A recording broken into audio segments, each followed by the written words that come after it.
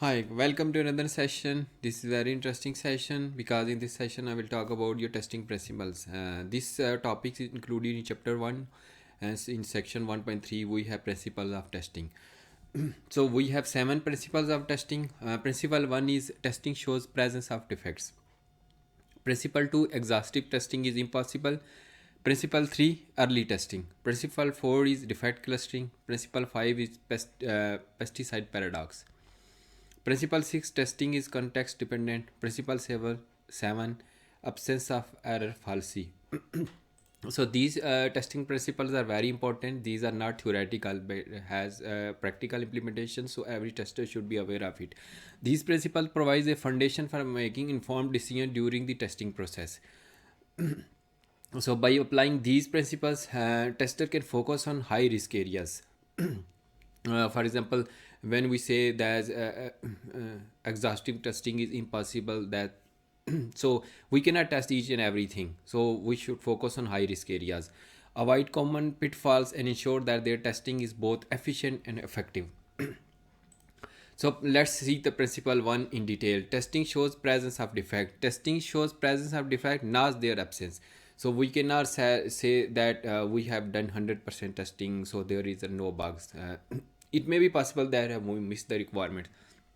So testing can show that defects are present in the system software, but no matter whatever count of defects we found at any point of time, we cannot say that there is no more defects.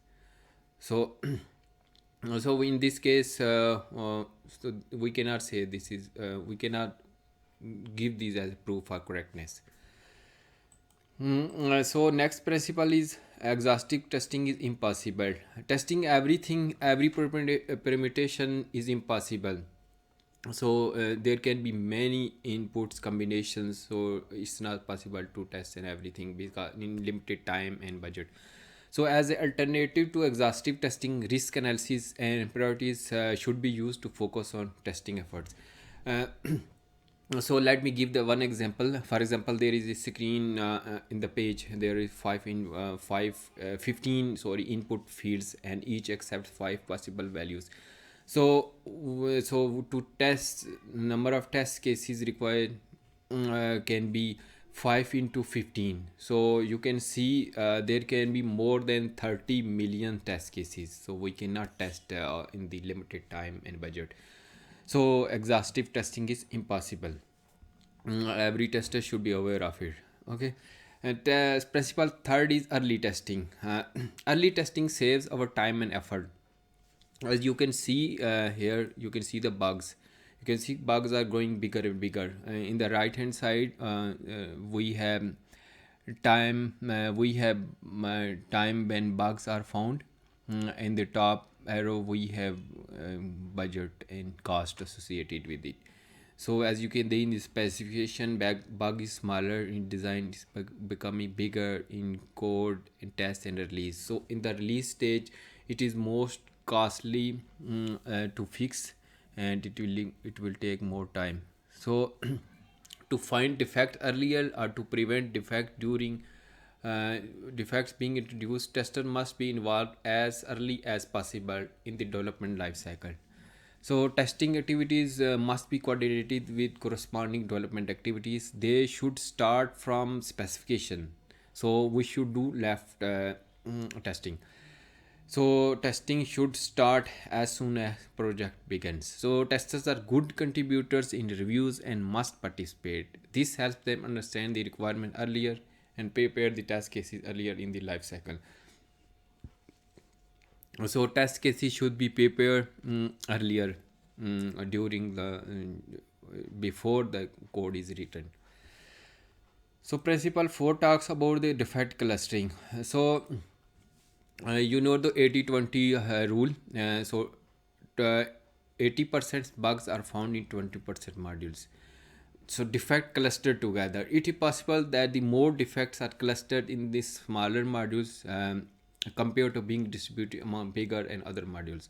So in this regard, a tester must consider and prepare proportional test cases to test such a system.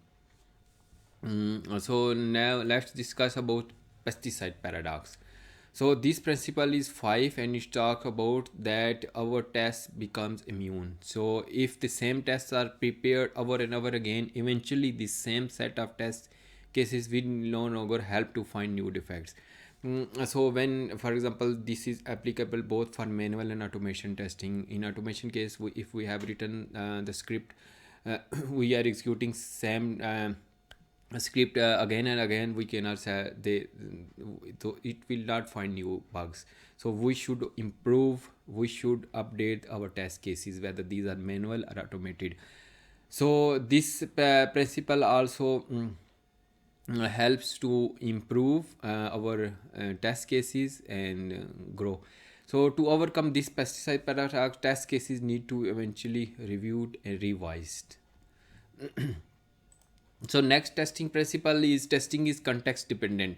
So in this principle 6, uh, we talk about the context. So testing is done differently in different contexts. For example, if we are dealing with life-saving applications, uh, so our context will be different when we are testing the e-commerce site. So two different software are tested with different strategies. Their automation and manual test strategies will be different. Now let's talk about principle 7, which is absence of error fallacy. So meeting this requirements it is eventually important. Finding and fixing defect does not happen if the system build does not fulfill the user need and expectations.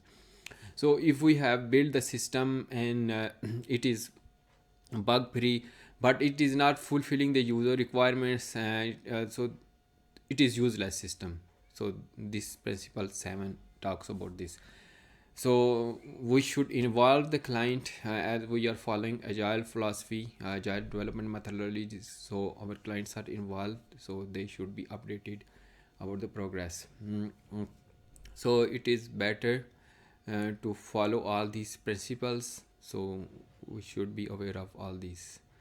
Thanks very much. Bye.